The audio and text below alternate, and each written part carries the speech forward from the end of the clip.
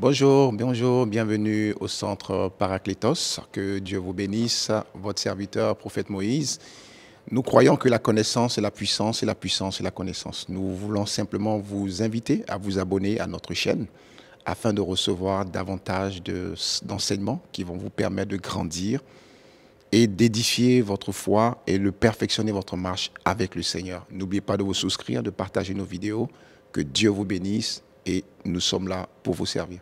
Bienvenue au centre Paraclétos, que Dieu vous bénisse, le lieu où nous croyons que la connaissance est la puissance et la puissance c'est la connaissance. Nous continuons notre troisième série de vidéos sur les 3 prisons de la foi et nous allons terminer avec la 3e prison de la foi.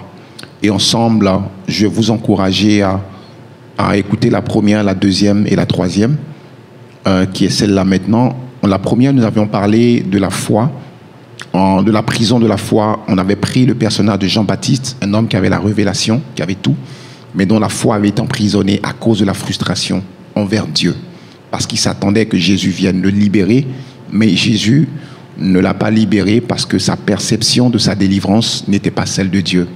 On a vu la 2e prison de la foi, celle de Paul et de Silas, qui avaient été emprisonnés parce qu'ils servaient Dieu. Au lieu d'être frustrés comme Jean-Baptiste, ils se sont mis à louer, à adorer Dieu. Et Dieu les a fait sortir de leur prison. Nous allons voir la 3e prison aujourd'hui. Je vous encourage à venir avec moi dans le livre de Actes, chapitre 12. Ensemble, nous allons voir Actes, chapitre 12. Et nous allons voir la 3e prison, où est-ce que l'apôtre Pierre, un homme de foi, a été aussi emprisonné.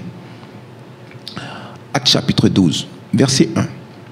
Vers le même temps, le roi Hérode se mit à maltraiter quelques membres de l'Église. Et il fit mourir par l'épée Jacques, frère de Jean. Au verset 3, voyant que cela était agréable aux Juifs, il fit encore arrêter Pierre. C'était pendant les jours des pains sans levain. Après l'avoir saisi et jeté en prison, il le mit sous la garde de 4 escouades, de 4 soldats chacune, avec l'intention de le faire comparaître devant le peuple après la Pâque.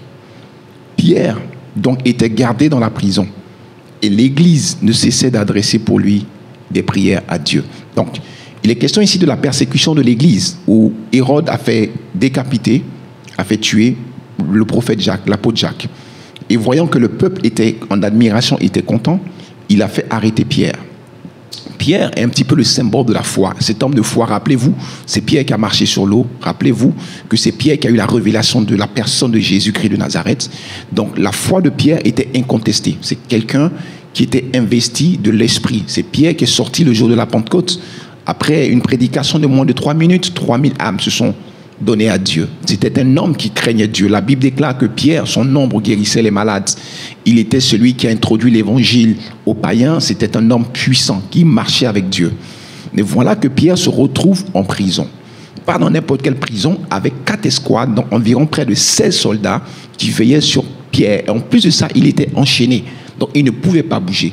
Je sais qu'il arrive parfois des circonstances de notre vie où est-ce que nous sommes emprisonnés, où est-ce que nous sommes enchaînés, où est-ce que nous avons des situations où tout semble impossible.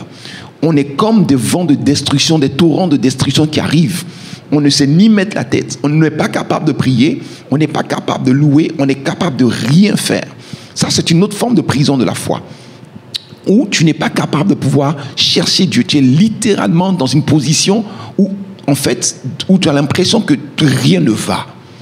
Mais dans ce type de prison, la Bible mentionne quelque chose et qui est important. La Bible dit, Pierre était gardé dans la prison et l'Église ne cessait d'adresser pour lui des prières à Dieu.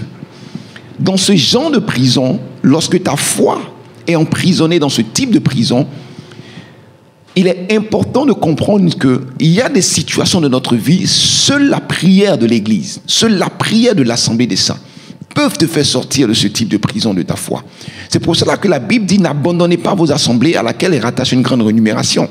Un enfant de Dieu, une personne qui croit en Jésus, qui n'est rattachée à aucune assemblée, qui n'est sous aucune couverture, qui n'a aucune tranchée, qui est comme un maillon isolé, il sera dans de sérieux problèmes. Pourquoi? Parce qu'il y a des circonstances et des situations de ta vie qui vont nécessiter la prière des saints, qui vont nécessiter que l'Église se mette ensemble. Par exemple, vous prenez une personne qui est malade, qui est dans un cas grabataire, qui est dans un cancer, qui est dans un coma, tu n'es pas capable de prier elle-même. La prière de l'Église est capable de libérer cette personne. Il y a des situations où est-ce que ta prière ne pourra pas t'en sortir de cette prison. Donc ta foi doit être soutenue par l'assemblée des saints, par les prières. Et la Bible dit que Pierre, le grand Pierre, qui avait l'onction, qui avait la puissance, était en prison. Mais l'Église ne cessait de prier pour lui jour et nuit. L'Église ne cessait de prier. Donc je ne sais pas dans quelle situation tu te trouves, mais je suis convaincu que la solution à ta délivrance se passe par ton assemblée, passe par le fait qu'il y a des frères et des sœurs qui vont prier pour toi. La Bible pourrait dire, si deux personnes se mettent ensemble, s'accordent pour demander quelque chose, cela leur sera donné. Pierre, dans ce type de prison, était soutenu par la puissance de l'intercession de l'Église. Et c'est tellement important. Et la Bible, quand on continue, dit, Pierre donc était gardé dans la prison et l'Église ne cessait d'adresser pour lui des prières à Dieu. Verset 6. La nuit qui précéda le jour où Hérode allait le faire comparaître, Pierre, lié de 2 chaînes, dormait entre 2 soldats. En fait, Pierre était déjà résigné à mourir. Pour lui, Dieu ne pouvait plus rien faire. Vous voyez, il y a des situations de ta vie où, en fait, tu te dis, c'est la volonté de Dieu. C'est la volonté de Dieu que telle chose arrive. Le Seigneur l'a voulu ainsi. Donc, je suis dans une acceptation. Beaucoup de personnes sont dans l'acceptation de leur prison. Tu acceptes ta prison, tu es convaincu que c'est comme ça, que rien ne va changer. Et donc, Pierre dormait. Pierre était convaincu qu'il allait mourir, il n'attendait plus rien d'autre que sa mort. Il était convaincu. Mais la Bible dit, l'Église continuait à intercéder pour lui, jour et nuit. Au verset 7, « Et voici un ange du Seigneur survint et une lumière brilla dans la prison. L'ange réveilla Pierre en le frappant du côté et en disant, « Lève-toi promptement. » Les chaînes tombèrent de ses mains et l'ange lui dit, « Mets ta ceinture et tes sandales. » Et il fit ainsi. L'ange lui dit encore, « Enveloppe-toi de ton manteau et suis-moi. » Pierre sortit et le suivit, ne sachant pas que ce qui se faisait par l'ange fut réel, en s'imaginant avoir une vision. Au verset 10, lorsqu'il eut passé la première garde, puis la seconde, ils arrivaient à la porte de fer qui mène à la ville, qui s'ouvrit d'elle-même devant eux. Ils sortirent, s'avancèrent dans une rue, aussitôt l'ange quitta Pierre. Waouh! Vous savez, il y a des circonstances de notre vie qui font que l'ennemi va emprisonner notre foi. Il y a l'adversité qui est tellement intense que tu as besoin de l'intercession de tes frères. Je vous donne l'exemple de notre maître Jésus-Christ de Nazareth. Dans le jardin de Gethsémani, Jésus, le poids du combat, l'adversité, le niveau était tellement intense que Jésus, il intercédait, mais il a eu besoin de Pierre, de Jean et de Jacques pour le soutenir dans ce combat.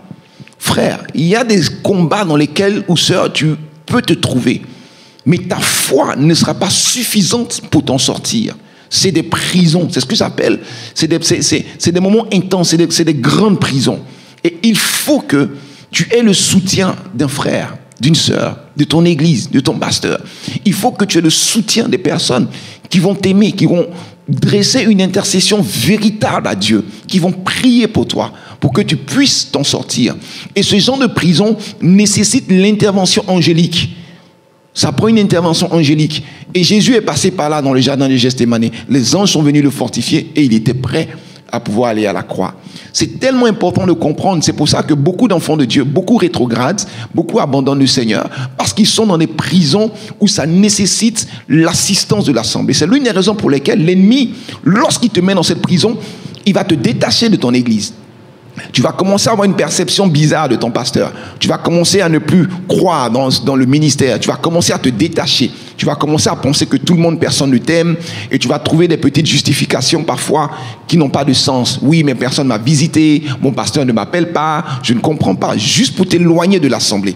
Une fois qu'il t'éloigne de l'assemblée et que tu es dans cette prison-là, il est plus facile de pouvoir détruire ta vie et ta foi. Mais je prie Jésus-Christ de Nazareth, qu'il te connecte à des bonnes personnes, que le Seigneur te rattache à des hommes de prière, à des femmes de prière, des personnes qui vont être remplies d'amour pour toi, qui vont te soutenir, qui vont intercéder pour toi, de sorte que la prison spirituelle où se trouve ta foi, le Seigneur enverra un ange pour te libérer.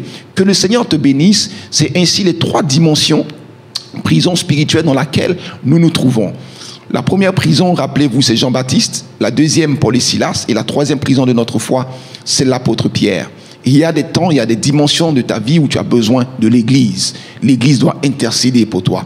Il y a des temps où est-ce que tu peux te retrouver dans des circonstances où est-ce que lorsque ta foi est emprisonnée dans une situation, ta louange, ton adoration, ton intercession brisera les chaînes, brisera le fondement de cette prison.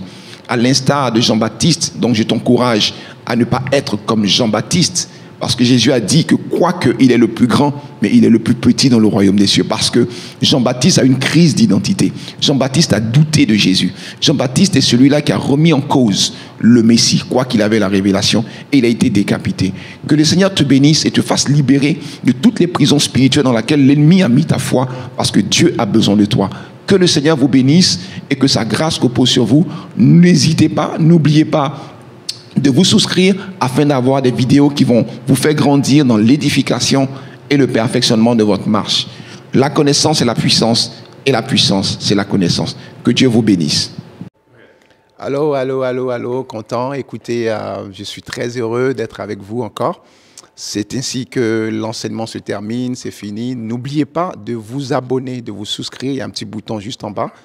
Pesez sur le bouton, inscrivez-vous, souscrivez, vous allez recevoir nos vidéos. Ça nous fait plaisir de vous servir. Que Dieu vous bénisse.